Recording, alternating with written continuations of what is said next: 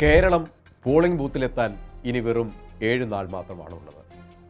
പോരാട്ടങ്ങളിൽ UDF അക്ഷഹണിപ്പടയെ തന്നെ കളത്തിലിറക്കി പോരാട്ടങ്ങൾ കൊഴുപ്പിക്കുമ്പോൾ 18 അടവും പൂഴിക്കടകനും പയറ്റിയിട്ടും പരാജയത്തിൻ്റെ കയ്പ് വ്യക്തമായ LDF മുന്നണിയും NDAയും വർഗീയതയും വർഗീയ ശക്തികളുടെ കൂട്ടുകെട്ടും കൊണ്ട് കളം പിടിക്കാൻ കഴിയാത്ത അവസ്ഥയിൽ സീറ്റുകൾ വെച്ചുമാറി ഡീൽ എന്ന കുതന്ത്രവുമായി മുന്നോട്ട് പോവുകയാണ്.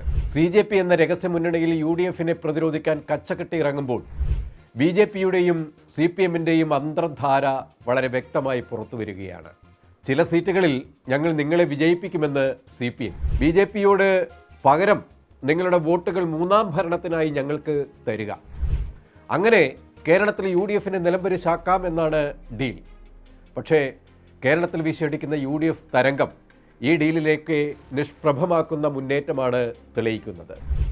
രാഹുൽ ഗാന്ധി കോഴിക്കോട് ജനങ്ങൾക്ക് നൽകിയ 5 ഇന്ദിരാ ഗ്യാരണ്ടി പ്രഖ്യാപനങ്ങൾക്ക് പുറമെ ഇന്നിതാ ബ്രഹ്മാണ്ഡ പ്രകടന പത്രിക കൂടി പുറത്തിറക്കിയിരിക്കുകയാണ് കേരളത്തിലെ ജനത്തിനു വേണ്ടി UDF.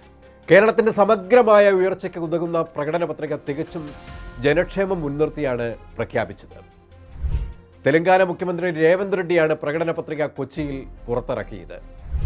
ഇന്ദിരാ ഗ്യാരണ്ടി ഉറപ്പാക്കി UDFൻ്റെ പ്രകടന പത്രിക തെലങ്കാന മുഖ്യമന്ത്രി രേവന്ത് റെഡ്ഡി പുറത്തിറക്കുമ്പോൾ കേരളം ജയിക്കും, UDF നയിക്കും എന്ന് തന്നെയാണ് UDF മുന്നോട്ട് വയ്ക്കുന്ന മുദ്രാവാക്യം.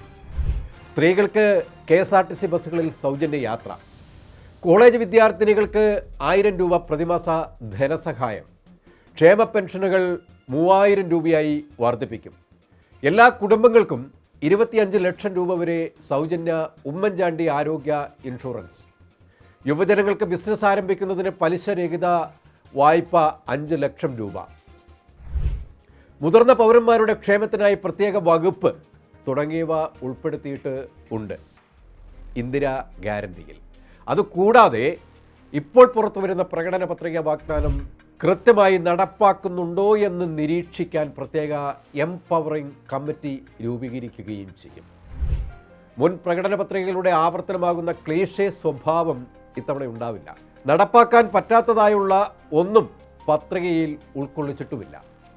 ഗ്രാമസ്വരാജ് എന്ന മഹാത്മാഗാന്ധിയുടെ ആശയത്തിലൂന്നി അധികാര വികേന്ദ്രീകരണം ലക്ഷ്യമിട്ടാണ് പ്രകടന പത്രിക തയ്യാറാക്കിയിരിക്കുന്നതെന്നും നേതാക്കൾ അവിടെ പറഞ്ഞു.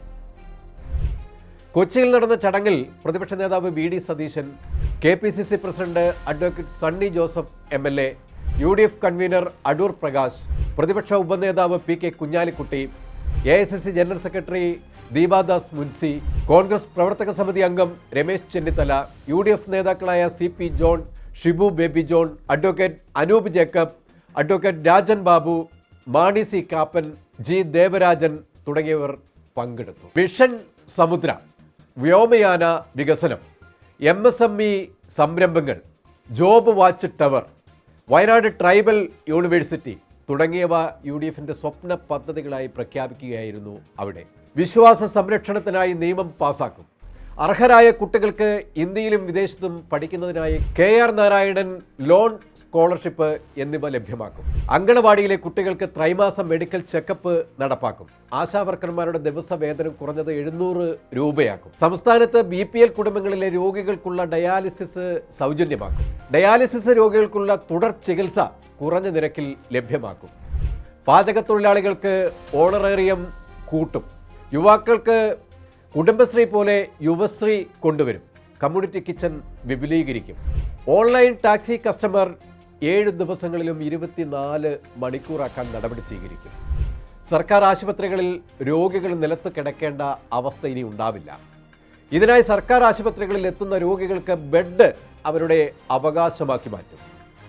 കേരളത്തെ ഒരു ലോകോത്തര ഹെൽത്ത് ഡെസ്റ്റിനേഷനാക്കി മാറ്റാനുള്ള നടപടികൾ സ്വീകരിക്കും. എല്ലാ പഞ്ചായത്തിലും അടിയന്തര ചികിത്സാ സൗകര്യമുള്ള ആംബുലൻസ് എത്തുന്ന രീതിയിൽ ആംബുലൻസ് വിന്യാസം നടത്തും.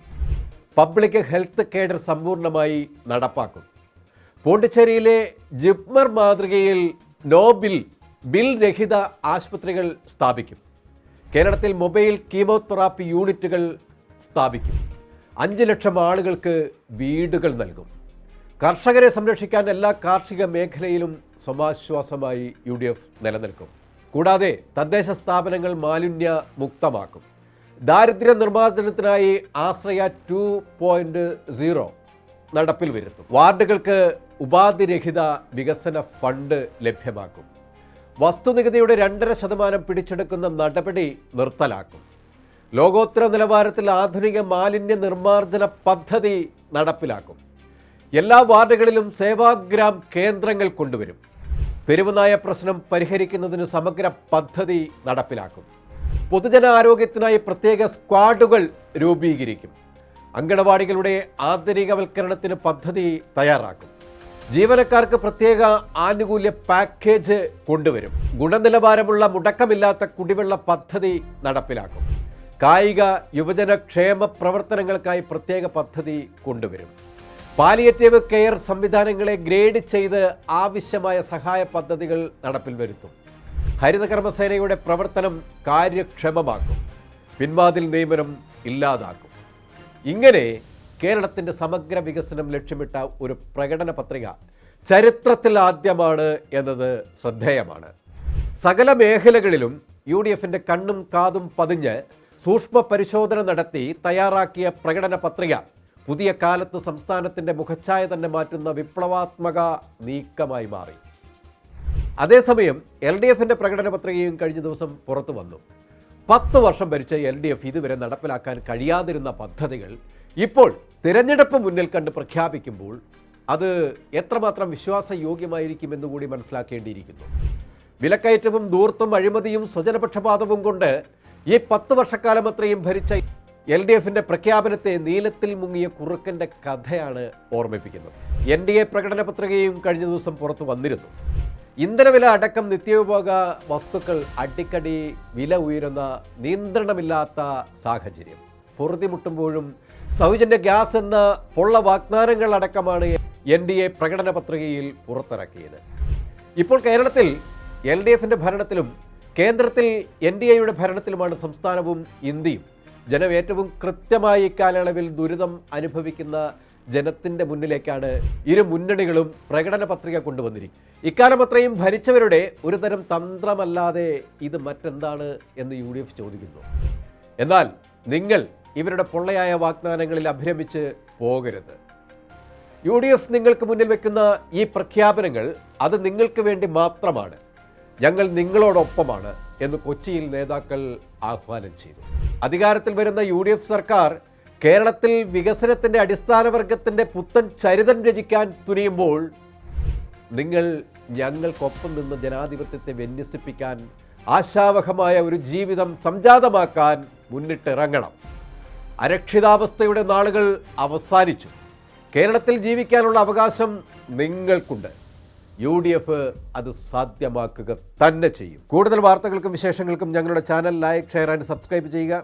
കൂടാതെ സബ്സ്ക്രൈബ് ബട്ടണിലെ ബെൽ ഐക്കൺ എനേബിൾ ചെയ്യാനും മറക്കരുത്.